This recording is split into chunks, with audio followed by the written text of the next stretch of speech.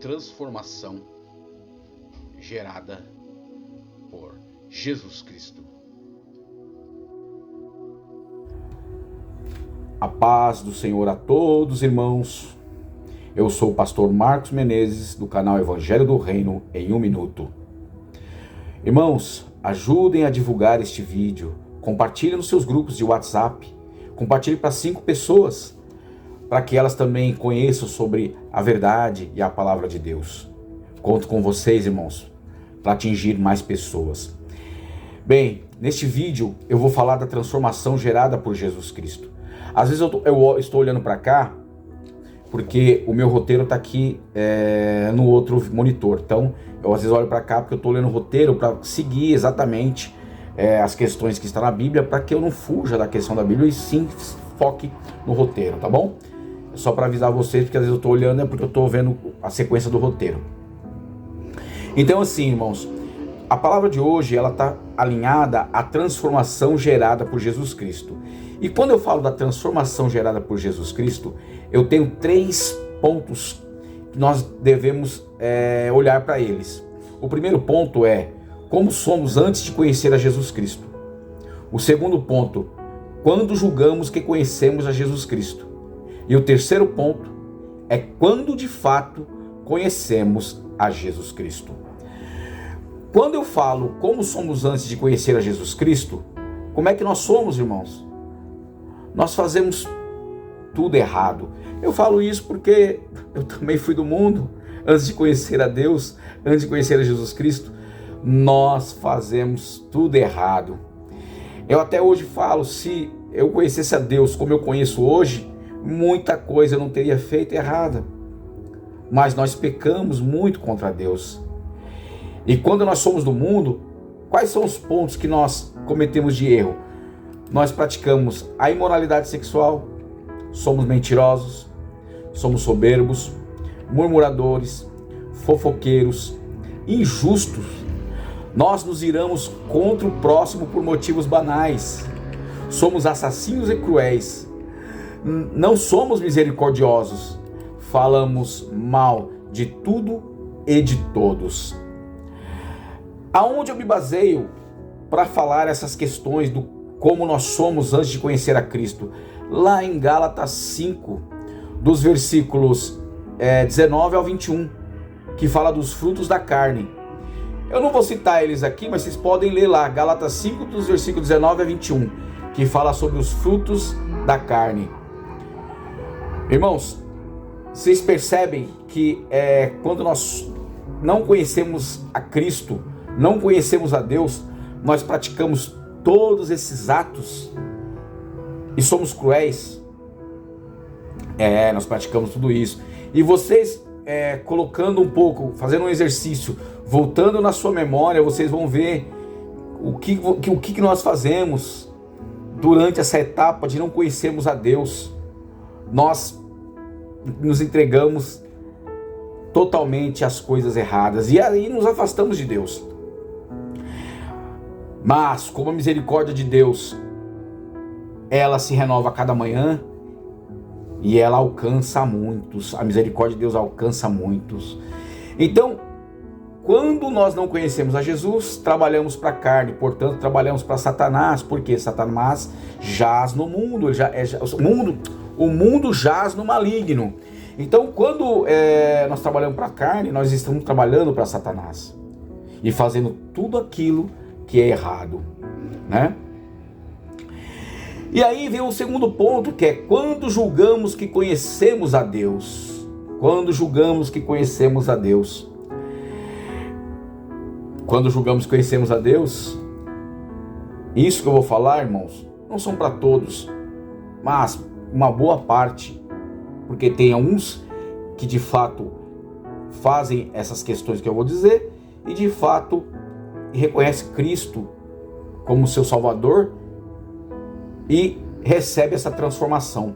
Mas muitos não são transformados, e acham que estão no caminho certo. Por exemplo, quando nós nos batizamos, vamos à igreja, tomamos a Santa Ceia, fazemos as orações, fazemos jejuns, vamos ao monte, participamos de encontro da igreja.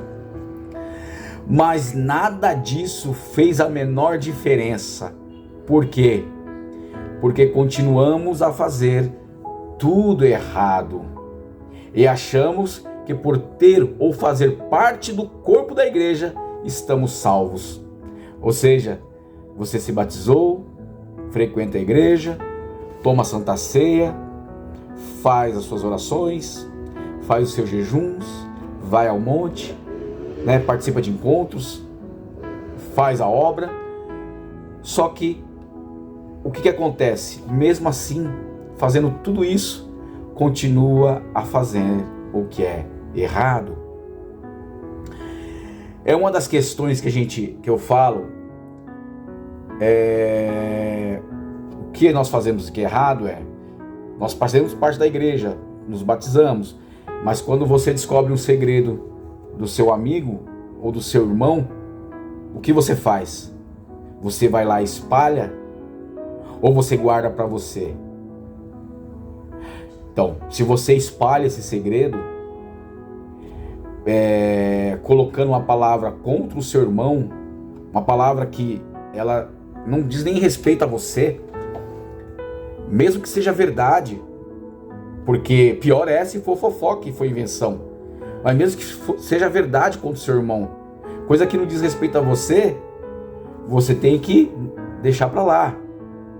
Não vai contra a palavra de Deus, não tá falando nada contra Deus, é fofoca, é conversa leve trás. Irmãos, não façam isso. Retire isso da sua vida. Essa questão de você levar aquilo que nem é seu, do seu irmão, apenas pelo gosto de ver o circo pegar fogo. E isso eu digo até dentro da igreja. Até dentro da igreja. Muitos fazem isso. Fica fazendo intriguinha. Fala mal de um, fala mal de outro. E você acha que você está fazendo certo? Você acha que você está fazendo certo? Isso não te dará o reino dos céus.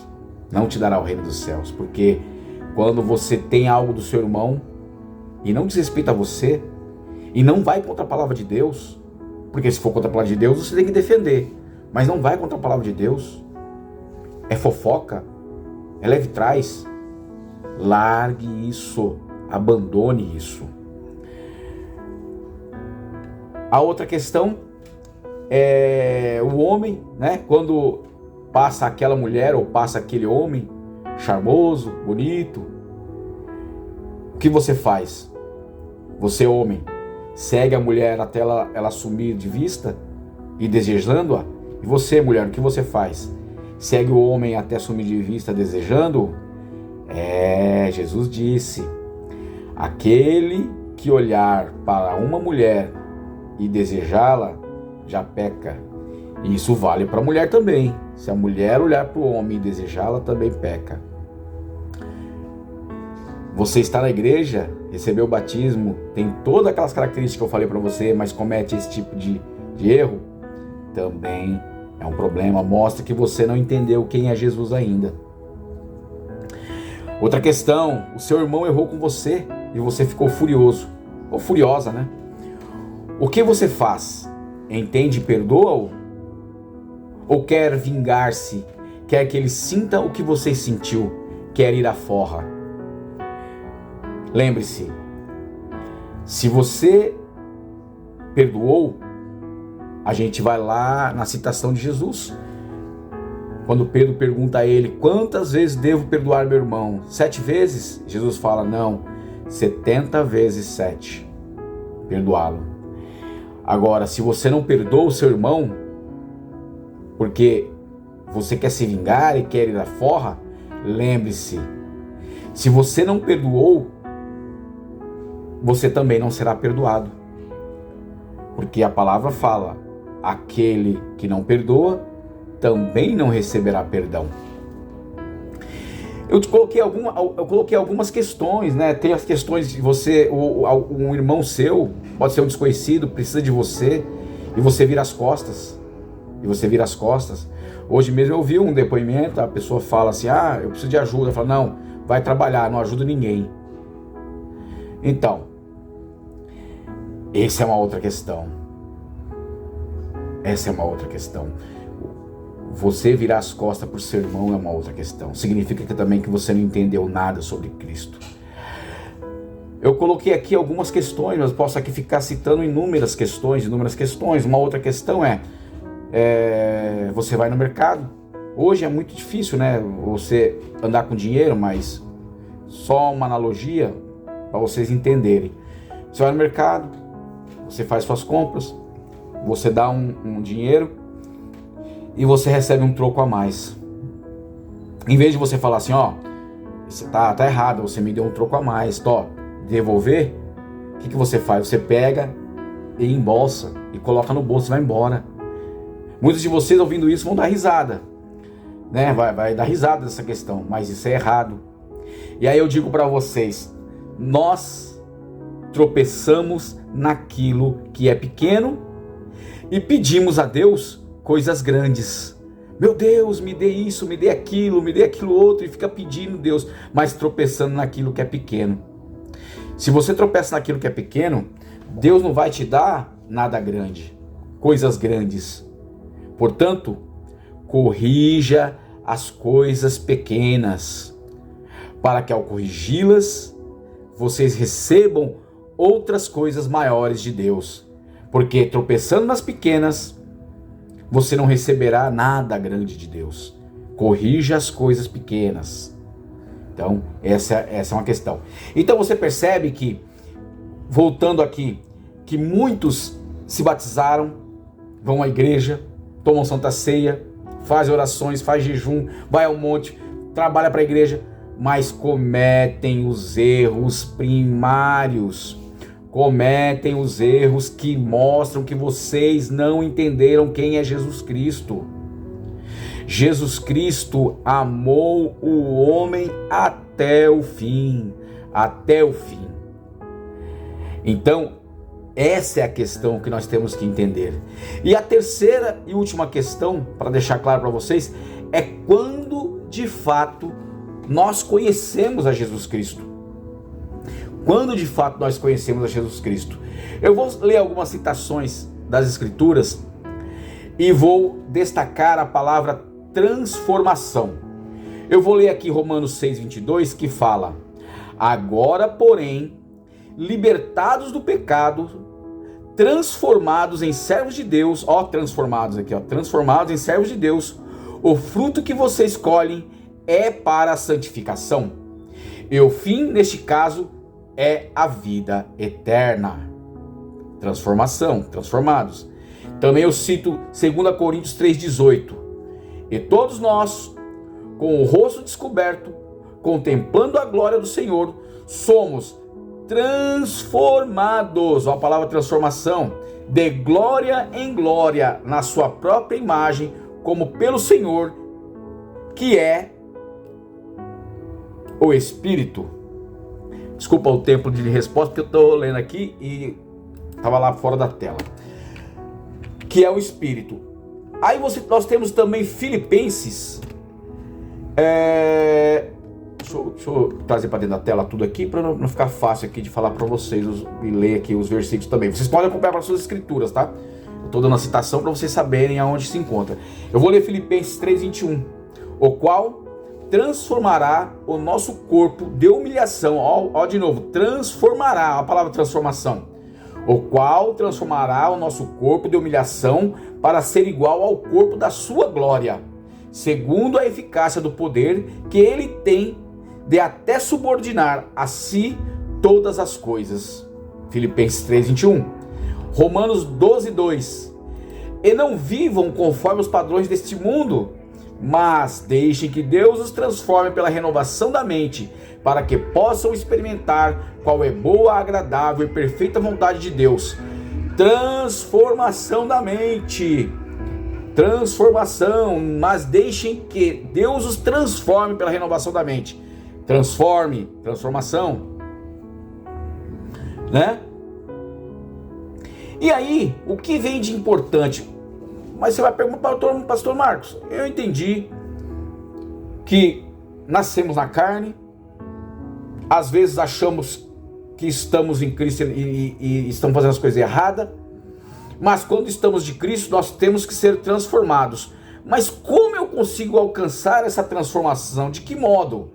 E aí, para responder essa questão, eu vou citar 2 Pedro,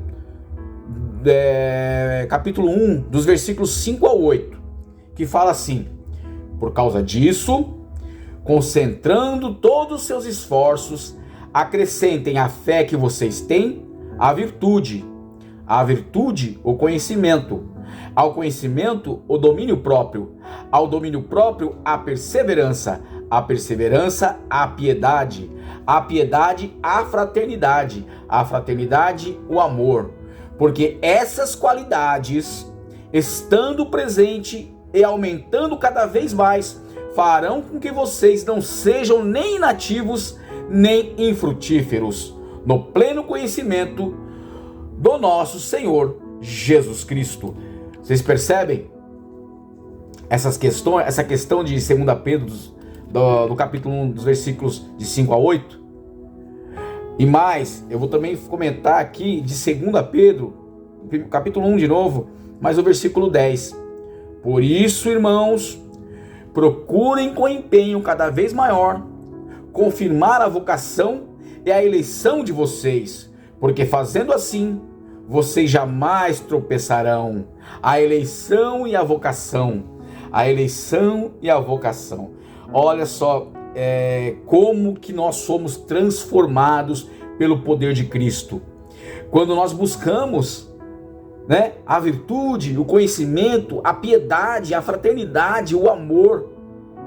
Quando nós buscamos isso, quando nós conhecemos a Cristo de verdade, nós começamos a buscar esse tipo de frutos do Espírito, também que está lá em Gálatas 5. Lá em Gálatas 5 fala do fruto da carne, que eu falei lá em cima, mas em Gálatas 5 também vai falar do frutos do Espírito. Mas quando nós entendemos quem é Cristo de fato, nós somos transformados e buscamos os frutos do Espírito. E a outra questão que é forte, que fala que devemos confirmar a nossa vocação e a eleição, Qual é a nossa vocação? E para que nós fomos escolhidos? Por quê e para quê? O homem deve pregar a palavra de Deus a toda a criatura. É isso para que nós somos escolhidos. Porque quem conserta o homem não é o pastor, não é ninguém que conserta o homem. Quem conserta o homem é Jesus Cristo através do Espírito Santo. É o Espírito Santo que nos conserta. Irmãos, e para finalizar, eu digo para vocês: ame a Deus sobre todas as coisas e somente a Ele. Ame ao nosso Senhor Jesus Cristo, que nos libertou do pecado. E ame ao próximo como a ti mesmo. Amai os amigos e inimigos. E que o nome santíssimo de Deus seja louvado e glorificado em nome do nosso Senhor Jesus Cristo. Amém. Créditos: Deus Pai, Jesus Cristo Filho, Espírito Santo Consolador. Leiam as Escrituras e saibam tudo sobre Deus. E que Deus abençoe a todos vocês.